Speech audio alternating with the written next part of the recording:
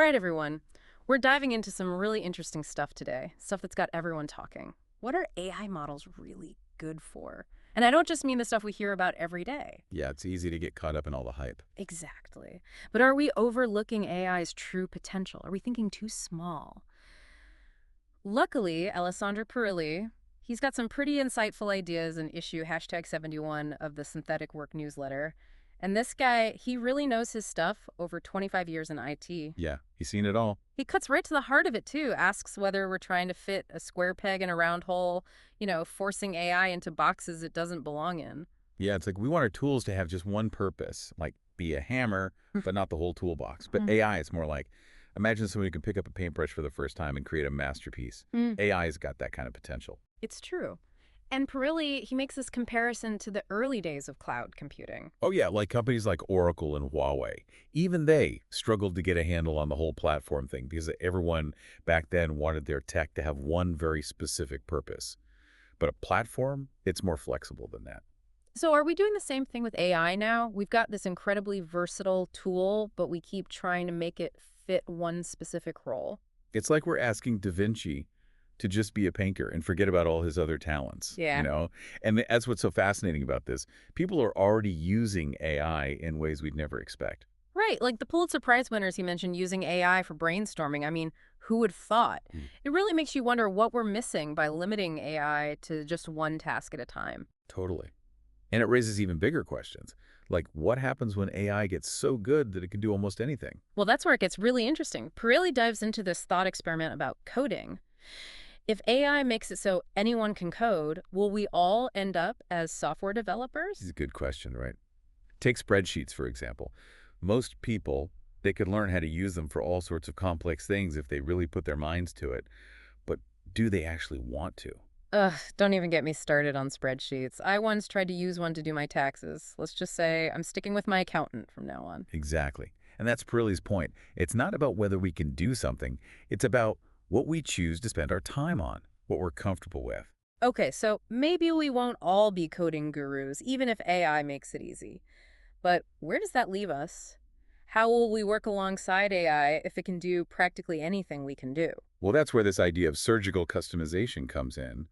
Basically, instead of AI being a one-size-fits-all kind of tool, it could adapt to us as individuals, learn our preferences and our ways of doing things. Wait, so you're saying AI could become more personalized, like it understands not just what we're trying to do, but how we like to do it? Exactly. It's like having an AI assistant that's tailor-made for you, constantly learning and evolving as you do. Hmm. And that's what's so powerful about AI as a platform, its ability to adapt to any task and any user.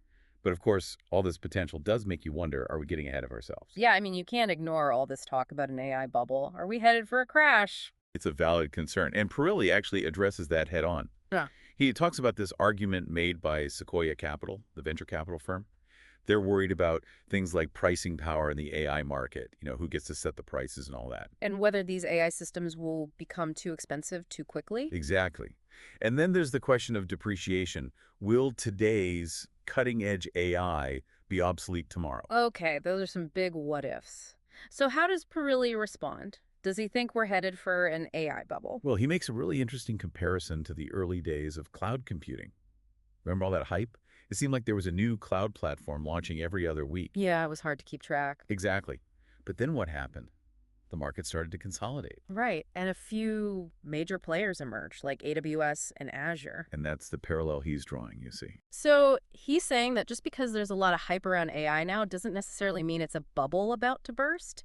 It could just be the market finding its feet. Yeah, and I think that's an important takeaway for anyone who's feeling overwhelmed or maybe even a bit skeptical about all things AI. It's easy to get caught up in the excitement, but we need to stay grounded and look at the bigger picture.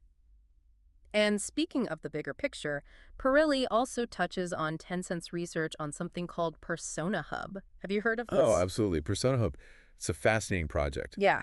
It really speaks to this idea that AI needs massive amounts of data to truly thrive. And not just any data, but diverse data. Okay, so what is it exactly? Well, essentially, Tencent is creating a massive repository of digital personas. Think of them as digital representations of people, with the goal of reaching 1 billion of these personas. 1 billion? Wow. Yeah, and the idea is to use these personas to generate really diverse data to train AI models.